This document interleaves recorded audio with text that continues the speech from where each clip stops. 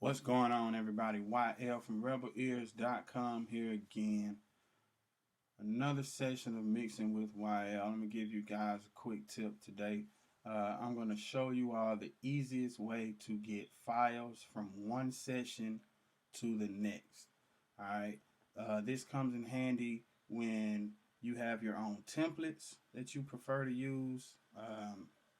This comes in handy when people need to send you sessions, right? Like this particular session here, I've already mixed most of this session. These are just some redo vocals.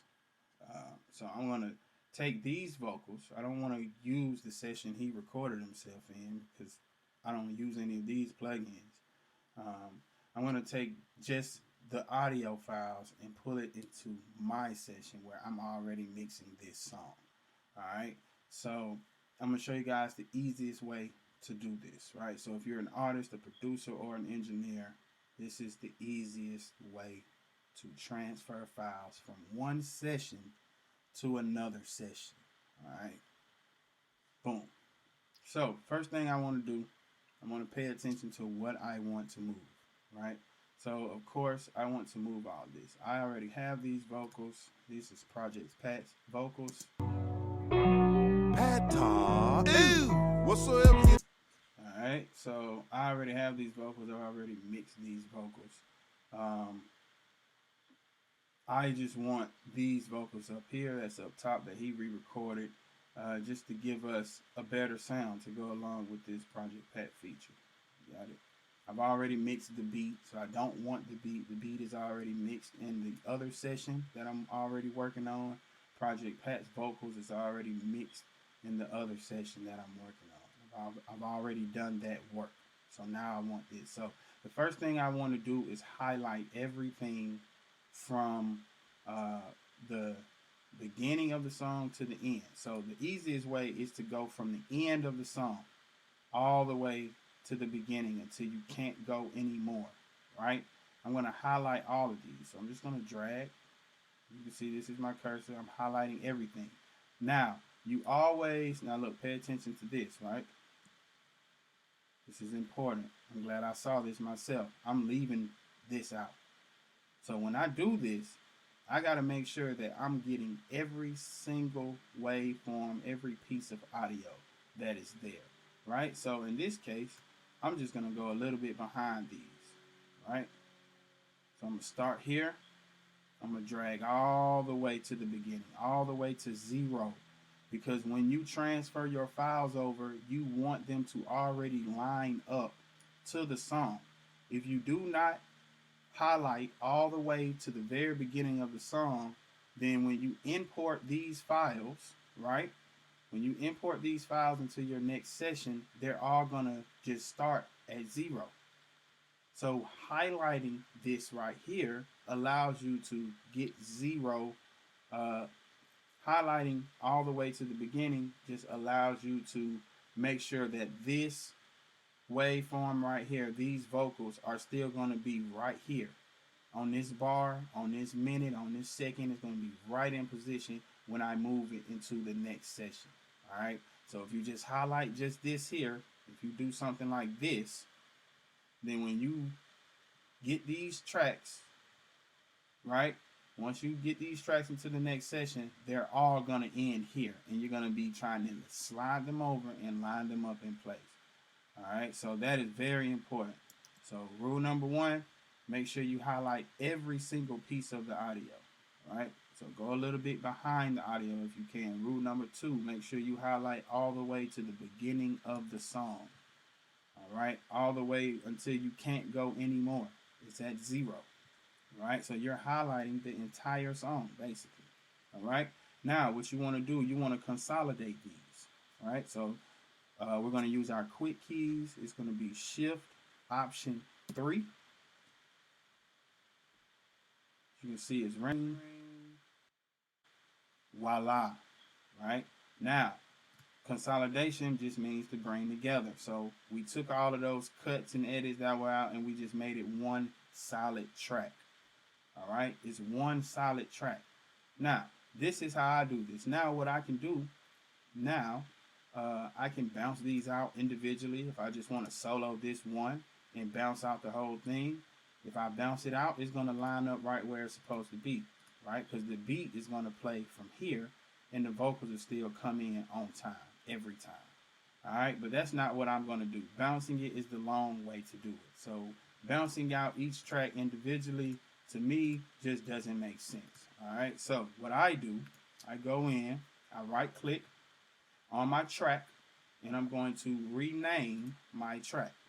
So we're going to call this One Sway. Hold on, let me go caps lock. I love to use caps lock. One Sway hook. Now this is the name of this whole entire audio file. I'm going to do this for all of them. Rename. So this is going to be, oh, actually, I'm sorry. I'm going to rename this. This is the verse. So we'll go One Sway verse. All right. And then we'll go rename One Sway hook. Then we'll go rename. This is way faster than bouncing, even if you offline bounce it. We'll go One Sway. And then remember, if you're pulling these files into another session, you're probably going to need to bounce it out in a WAV file. So it, is properly,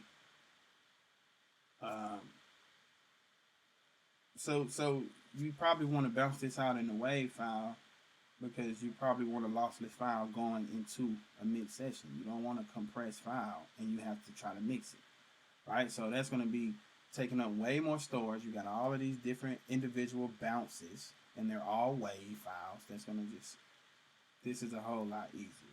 All right, so One Sway hook 2, and pay attention that I'm changing the name, clip, and the disk file. I'll show you why it's important to make sure that this file is changed. Okay. All right, and then we go rename. We're gonna do One Sway hook 3. And these are ad libs and all of that, right? I'm just naming the files. Once I pull them into the sessions, they will be named what they actually are. We'll do hook 4. Right, so boom. And I want to save this. Now this is what I want to show you guys. Peep this. All right, so this is my session folder here. Now, I would still literally be bouncing out all of these individual WAV files, and they would all be in my bounce files folder, right? Now, what I just did is I put them in my audio files. So, when I open up another session, which is going to be so simple to do, when I open up my session, all I have to do is import all of the audio files that I just renamed and saved. I know they're going to line up correctly because I consolidated them all the way to the beginning of the song. And I don't have to worry about bouncing out all of these waveforms. Taking up time. Guess what? They're still in the waveform. So all I have to do is open up a brand new session, hit my Shift Command I to import files, go over to this session folder, go to that audio file section, and just import the ones that I saved. Just like that, I just move files from one session to another in less than 5 minutes. All I got to do is pull up another session. I'm already got those. I already have those audio files in a new session within 5 minutes. This is what we call workflow. If you got a lot of files to move, this is still easier than bouncing out individual files. All right.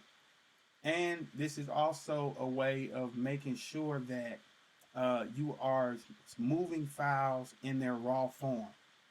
right? If once you bounce out files, you might make a mistake and still have it linked to an aux and it's still plugins. You might make a mistake and still have a delay on it. And you done bounced over this file and it got a delay in it. Now you got to go back into that session and take different plugins off and reroute different things so you're getting the correct bounce that you actually want. You got to mute, make sure all of the certain tracks are muted and different things like that. You don't have time for that when you have a lot of files to move and you don't have a lot of time. So I hope you guys enjoyed this video. I just showed you all the easiest way to move files from one session to another in less than 5 minutes. Refuse to sound automatic.